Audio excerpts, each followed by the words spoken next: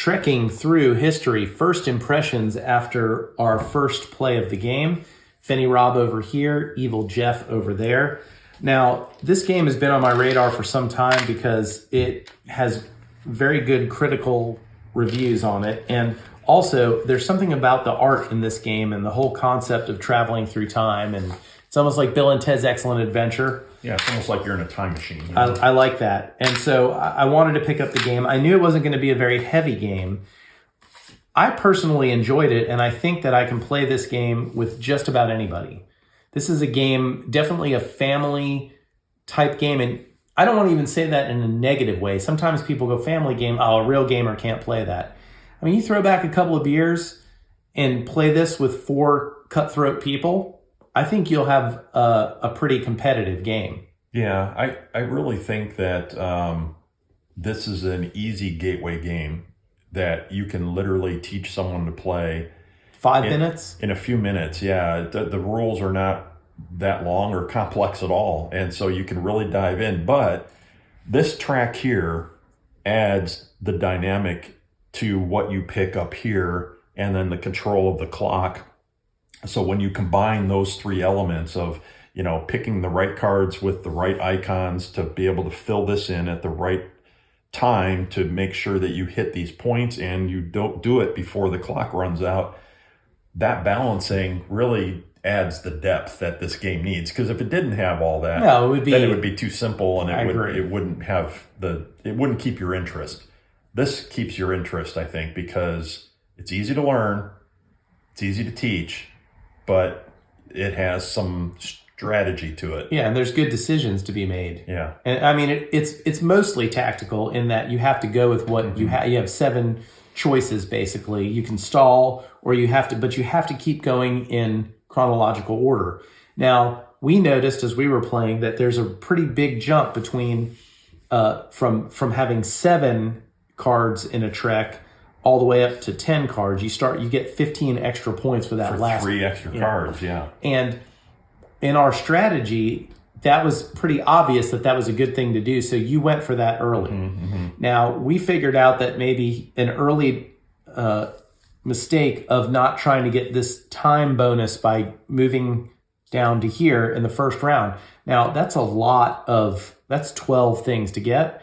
It might have been tough, but you weren't even really trying because you weren't sure that how much that would matter. Yeah, I didn't. And that would have been tough, but you could have tried for it. I think that it has the right amount of luck involved for a game of this weight. It's not overly deterministic, meaning like it's just whatever's on the board, now you move like chess. Yeah. This game needs to have a little bit of that luck in it because it actually fits the theme too. Yeah, and the one thing that I don't know yet, and I'm sure the designers have play tested this a lot, and so, you know, I just always am skeptical sometimes, right? And don't know if these are fully balanced, all of these different cards that you go for. So in some cases, I mean, it may be, and I just don't know because it's only our first time playing through this, but I just wonder if there's some that are tougher than others, and in which case, if you happen to draw one of these cards versus this card, that you would have more difficult time scoring the points that you need to keep it competitive. Now, we turned out to be not too far apart. We were let's see, 87 to 94. I thought it was going to be at least that close by the time we finished the game. I mean, it was less than 10-point spread. And in the first round, you got way more points because I didn't get my 13, not knowing that would be critical. So it is. It can be a very tight game, I think, if you really have 2 players that, you know, are at the same level of knowledge on this game. But you can also go into this with a family and just have fun trying to, you know, string your eras together and trying to get points. And you know, clearly if you're someone that is a gamer and you're playing with some folks that are not gamers, you're probably going to destroy them. But that's fine. You have to make sure that you're playing at the same level. It's also a short enough game, I think. You're looking at 45 minutes tops. And So even if you did crush them the first time, I think the learning curve would immediately, competitiveness would ramp up so that you wouldn't have much of an advantage at all. Yes, that's right. Because anybody can add up, now we made a few mistakes about BC, it's 1843 BCE, but they have that chart that shows you, every card in each of the eras. So it actually lets you know at one point he was stuck on 1985. And at that point, he knew that was the highest card for that round. In that day 2 era here. So I was kind of stuck there. And at first, I thought it was kind of broken with the visiting the ancestors, but actually, I don't think so. I think it's really like treading water, and it can be important if you need the extra card to get to 30 points. But it also keeps you from getting good stuff because you only get one wild, and it's 3 movement. Mm-hmm. So, you're not going to be able to use that strategy constantly. There's one other thing that I don't know that I did at the best I could when we played through this. So if you recall, I was trying for the 10 points, but I was actually completing my day all the way to the end before I started the next era. I could have terminated it earlier, not realizing that. And instead of getting 12 cards, it only gave me 6 points. Right. I should have ended right as soon as I hit the 10. Yes, I think you're right. And I should have then started a new... That's what I did. And Yes. I think that might have helped me actually win the game because I cut mine off at 7, knowing that there was a big jump from 6 to 7 was 5 points. Mm-hmm. But then I thought at that point, if I'm not going to make it to 30...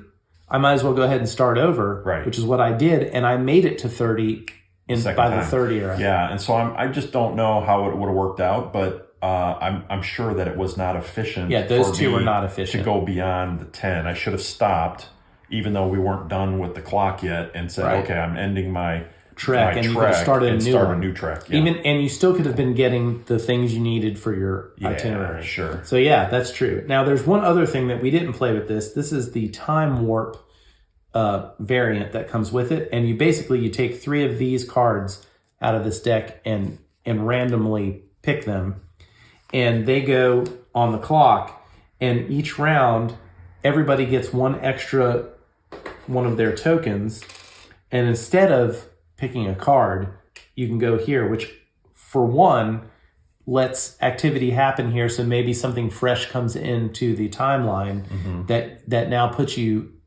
in a position to keep your trek going. But also it gives you a thing so it costs you 2 time this one, but reveal the top 3 cards of the current deck, gain one of them, and put the other 2 at the bottom of the deck. Nice, yeah. And there's some that are infinity, where they're just passive. At the beginning of this day, place a red token on each odd number space on the clock. For the remainder of the game, when a player lands on a space with one of these, they gain it. Mm-hmm. So these add a little bit of variability to it.